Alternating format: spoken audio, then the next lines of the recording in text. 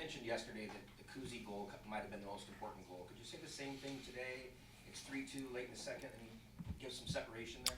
I thought Kopi's goal was the most important one tonight. If I had to say, just, I mean, that start, right, and then next shift that line answered. So I thought that was probably the most important one, just to get us settled a little bit. But there, yeah, that Kuzi goal was a big one. There's no question. But for me, just get us back on even footing. So. Goal was obviously big, but there was a media timeout early where you had them out there, good shift, you doubled them out of the timeout. They kind of set the tone for you guys in the first period to get it back going in the right direction. I thought so. I thought take the first shift away, but I thought they had good legs and they were on the puck. They played more in the ozone than the other lines were doing that, and it was a situation again where, I had to sit Sammy's line just for a little bit. We had to get 3 lines and try to get some energy, and those guys were going good, and I wanted to make sure I got them out there again. What were you thinking as Kemper's coming towards the center ice? I was thinking somebody should have grabbed him. That's what I really wanted. I'm glad it turned out the way it did, which means nobody got into anything that they shouldn't have. Yeah, pretty late in the season for that for me. I was thinking about all the bad things that might happen. Are the refs instructed to kind of stop? I think so. I mean, nobody wants to see that. Well, I shouldn't say that. Maybe fans do. I'm sure neither team's coaches want to see that, because those are some pretty important players that you don't want busting up hands or anything like that. And they're not as agile as the players are. So I think it's a little easier for the referees to get a hold of those guys. Yeah, I'm glad they did. The linesmen. For Warren Fogle, today's his 500th NHL game, his 100th NHL goal, and his 20th goal for you guys this year. I'm sure the last one is the most important for you right now, with what he's given to this team. But how just impactful has he continued to be with all the things that he does for the group? Should buy a lottery ticket tonight after that, right? Yeah, I was just told that too. I knew he had 100 goals. I knew he had 500 games. But yeah, and then his 20th as well. He's been excellent. He really has. And he's been excellent and getting better. So that's really where I'm encouraged. He had a couple tracks tonight too where he came back, broke plays up. Yeah, he's really just a really good player. Yeah. Fogle also noted everyone's buying into what Jimmy's preaching. Are you feeling that within the group, that maybe over the second half of the season that everybody's buying in a little more than when we win, I do. When we lose, I don't. Yeah, it goes up and down. But I think we've talked about it. We're a pretty good chunk of the season in, and I think we've shown pretty good consistency. We scored 14 this weekend. Where were they in? Was it January when we had zeros and ones and we couldn't score, and what's the problem and all that kind of stuff? I don't think we had that many chances tonight or last night. So if you just say chance-wise, over that same stretch, we might have had over 4 or 5 games, equivalent number of chances, we scored like 3 or 4 goals. Didn't feel good. And all of a sudden you get 14. So that's why during that stretch, when we talked about, we were careful not to kind of overreact to that, because the guys have shown us they're playing hard, they care, trying to do what they can, and sometimes it just does not go in. And right now it's just going in. So we're happy to get that rebalance. You guys set a franchise, franchise record for consecutive home point streak now at 14. And just how meaningful of a team stat is that for your group, and all the different ways you guys have been able to get those wins as well? Yeah, I mean that one, that's it's impressive. There's no question. That one I think we share with everybody, with our fans, with the city. You know what I mean? That's what I think we're proud about. That's us. That's all of us. We go on the road. You see some Kings jerseys in the stands. They're cheering you on. It's great to have them. But here, this is us. So I think we should all be pretty proud of that, not just the players, but the fans as well. Coach, you added some new players this year. What have you learned about individuals on your team, and what have you learned about your team recently? Well, I guess, the players have had a large impact. I think maybe bigger impact than some may have predicted in the summer. And we got, there's tremendous character, and that word gets thrown around pretty easy. We got, and I'll just talk about Burr. Burr's had a tough season personally. He's an NHL player. He played lots of games, and he's got a smile on his face. He's fist bumping the guys. So I could talk about all the guys, but I use him as an example because I think he really reflects the character that we brought in this year, and it makes a difference. The league, I say it all the time up here, it's such a hard league. It's so demanding that you need characters and character, and I think that's probably the biggest thing that we got, adding to our team this summer. I know how much you've liked the way the fourth line is played as of late. Was it important to keep those three guys together, even with Morsey going out, as opposed to maybe bumping up a Turcotte or Gino for more minutes? Yeah, they've played so well together, and we thought, why would we take them apart? They've got a lot of chemistry. They add something. They've added something every night. Even the nights now, they've scored now, but even the nights they hadn't scored, they've been pinning teams in their zone. They've been physical. They really have something going together. So yeah, that was the thought that went into that for sure. Jim, I just came from the Bruins locker room. One of the guys used the term that they were out physical in this game. And they said again.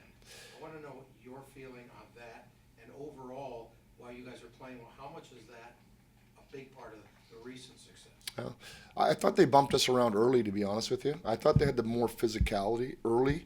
I think part of our physicality is that we're bigger and stronger this year for sure, and you get that fourth line out there, and they're taking a piece of people.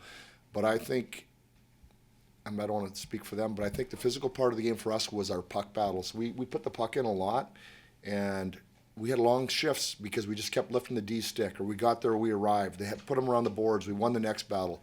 I thought probably puck battles tonight in the offensive zone was probably our strongest game of the year in that regard. We really had the puck. Fogel mentioned after the game that this is a defensive-minded team. Is that the most important thing you stress to your players? Well, I think the one thing we try and stress is hockey's a fun, creative game, and playing with the puck and playing offense, we all love it. And that's the easiest and funnest part of the game. So the harder part of the game, the less fun and the more demanding and the more you need to be committed to one another, to a team, is how you play without the puck. That can be a competitive advantage for you. A lot of times with the puck, you have a base of skill, you have some systems, and everybody plays within it. Without the puck, how determined you are, how committed you are, we believe that we can have a competitive advantage by doing that. And so you only have that if all the players are willing to do it, and that you have leaders. It starts with the leaders, of course. So, yeah, I guess the way I look at it is, if you can get enough guys committed to the not so fun part of the game, then you're going to be hard to beat.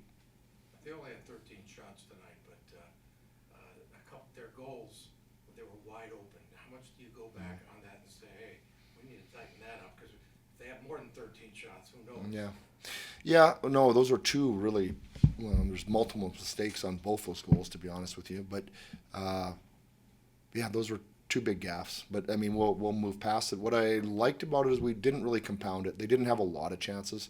Those two were big chances, but we didn't really compound it and give them chance after chance. So we were pretty good defensively, actually, outside of those two. What are you seeing out of your two young defenders on the right side now that their roles have been kind of more solidified behind Dowdy in terms of Spence and Clark? Yeah. What am I seeing? I think it's harder for, and we didn't have any power plays tonight, but what we've seen is they both can play the power play.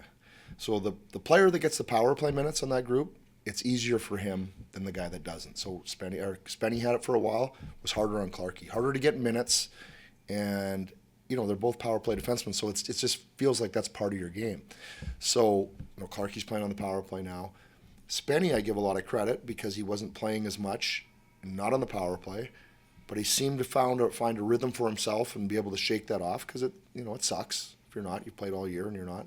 He's been able to shake that off. He might have done that a little bit better than Clarkey did through that stretch, and so, yeah, I think that's a big part of it for Spenny in particular, is to shake that off and just get out and accept it and just play. He's got more experience than Clarkey, so it was probably harder for him. Today's 31st anniversary of Gretzky's 802 when he broke Gordy's record. I was curious your thoughts of did you I watched expect it. somebody Oh. to be able to pass that, like Ovi's closing in like that? Yeah, no, I don't think we saw that. I don't. Back then you saw. No, I know, but just what Gretzky did through the whole career, I thought nobody was going to match any of that. So, yeah, it's just it's amazing what he's done. I think everybody's talked about Ovi enough, but it is incredible. At this age and this game, this era, to still be able to score goals is pretty incredible. Now, nobody mentioned this. 16 players got a point tonight. First, or most in the career, most in history. Was it the second time, or is that the only time? See, DB, we need DB. I'll find that out. First time, I think it's 16. I'll find that out. And it surprised me because I said, come on, when Evie and Foxy played, they must have been all over that. Those guys must have got. Back then, you got 10 goals a game. Yeah, but the same player. Miracle on hey, the miracle on Manchester. Not just. There was only 19 guys dressed in the game back then. Yeah. Okay, so it was going to be harder. Yeah. It wasn't yesterday only the second time you had 12 forwards. Right. That's right. Right? And you almost had it today. Yeah, we had 11. But my understanding is that tied a record, but tonight was a record because there was 16 players, 16 skaters that recorded at least 1 point. Pretty good. Yeah, you would have thought it happened back in those days when the goals were going in like crazy. Yeah, maybe it was Foxy who couldn't get it done. It wasn't you. Probably. Guys were more selfish back then. What's that? Guys were more selfish. Yeah. I know, and you know what, back then too, that one touched my stick. Well, I was going to say there was no video replay either, so you'd always be pointing on the number on the back. Yeah, exactly. 12, 22, 26. Yeah, that's right. Before the game, you said that you've seen them play better hockey for longer stretches. How many 7-goal games in a row do we need to get to? Yeah, right. And what closes that gap? When Yeah. you have a full team contributing, when 16 guys are getting Yeah. points, what are you still not satisfied with? As you Well, we gave up 2 goals, so you're not satisfied with the goals. But no, I mean we're playing good. We're playing good, but I just think there was a stretch where I thought we were a little bit tighter. But what I really liked the third period tonight, to be honest with you. I thought that was an impressive period for us. The sixth period for both teams, but just the way we played, we probably played as close to our style of game in the third period as we did all weekend.